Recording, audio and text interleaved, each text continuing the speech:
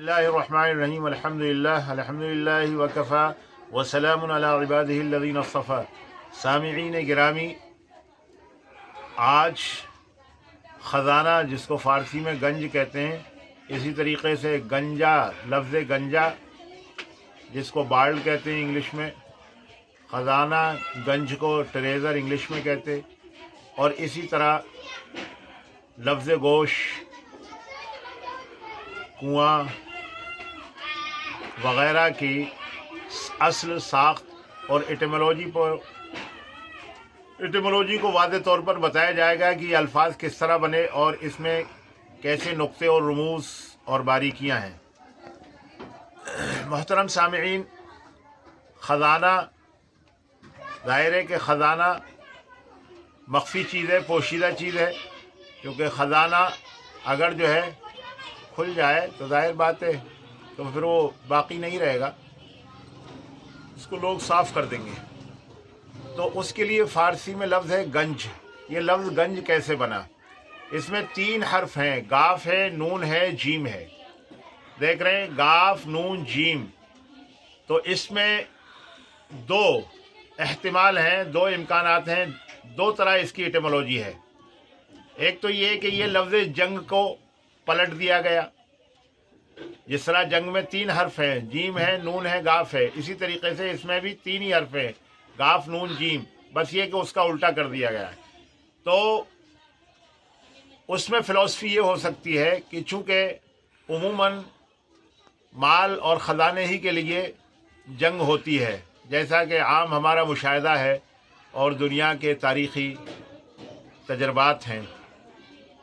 हाँ, दीगर वजूहात की बिना पर भी जंग हो सकती है, लेकिन अक्सर जो है ना, माल, जायदाद हड़प करना, किसी मुल्क का किसी मुल्क पर काबिज़ होना, यानी मुराद पैसा और ज़र के लिए जो है जंग होती है। तो गोया गंज जो है लफ्ज़ जंग ही का माकूस है और मक़लूब है, उसको पलट दिया गया है, जंग गंज बन गया है जंग का, क्योंकि जंग ख़ज़ाने के लिए होती है।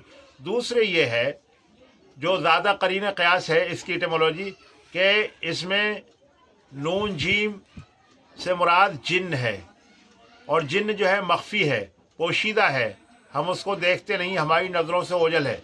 जैसे इंसान, एक कौम अल्लाह ने एक मखलूक बनाई है, इस तरीके से दूसरी मखलूक जो है ना जिन्नात हैं, तो जिन्नात जो है ना इंसानों की नज़रों से ओझल है, पोशीदा है। और तो एक तो लफ्ज़ जिन्न है इसमें, और गाफ जो है गंज का, नून जीम से मुराद जिन्न हो गया, और गाफ जो है ये मुख्तसर लफ्ज़ है और एक शॉर्ट फॉर्म है किसकी, राय लफ्ज़ गान की। गान माने मुताबिक, मुमासिल और सिमिलर के आते हैं, तो जिसमें रिसेम्बलेंस हो और मुशाबहत हो उसको गान बोलते हैं। तो लफ्ज़ गान की शॉर्ट फॉर्म गाफ है, यानी गंज। मतलब ये है कि छुपा हुआ जिन्न की तरह, यानी छुपा हुआ जिन्न की तरह, जिन्न के मुताबिक छुपा हुआ। तो जाहिर है कि जिस तरह जिन्न छुपा हुआ है, इस तरीके से ख़ज़ाना भी छुपा हुआ होता है। इस वास्ते गंज जो है ख़ज़ाने के माने में लिया गया। और लफ्ज़ गंजा जो है, इसमें गंज आखिर में जो अलिफ है, गाफ, नून, जीम के बाद अलिफ जो है गंजा, जिसके सर पर बाल ना हो, बाल्ड जिसको हम कहते हैं, वो दरअसल अगंज है लफ्ज़। अगंज यानी ये ख़ज़ाना नहीं, ख़ज़ाना छुपा हुआ होता है तो इस तरीके से नहीं है, बल्कि इसके बाल उड़ गए, यानी बालों में कुछ भी छुपा हुआ रहता है। मिसाल के तौर पर कुछ ना कुछ तो यही छुपी रहती है, डैंड्रफ छुपी रहती है। डैंड्रफ को उर्दू में बफ़ा कहते हैं।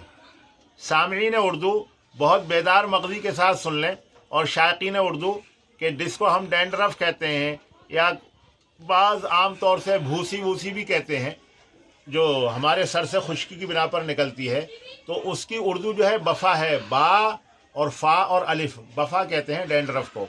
तो जाहिर है कम से कम जो है बालों के अंदर डैंड्रफ छुपी होती है। जब बाल ख़त्म हो गए तो सब साफ़ हो गया है, यानी अब कुछ भी छुपा हुआ नहीं है, अब कुछ भी छुपा हुआ नहीं है, सब का सब आम है, वो मुशाहद है, महसूस है। तो इस तरह लफ्ज़ गंजा बना है। अगंज था ये, यानी ख़ज़ाना नहीं, मतलब छुपा हुआ कुछ नहीं, ये गंजा है, सब साफ़ है, चटियल है सर, सब कुछ देखा जा सकता है। तो इस तरह लफ्ज़ गंजा बना है। और इसी तरीके से तीसरा लफ्ज़ जो है आप हजरात के सामने पेश किया जा रहा है, गोश। गोश जो हमारा ये कान है, اس کو گوشت کہتے ہیں. کان ہم اردو ہندی میں بولتے ہیں، گوشت فارسی میں کہتے ہیں.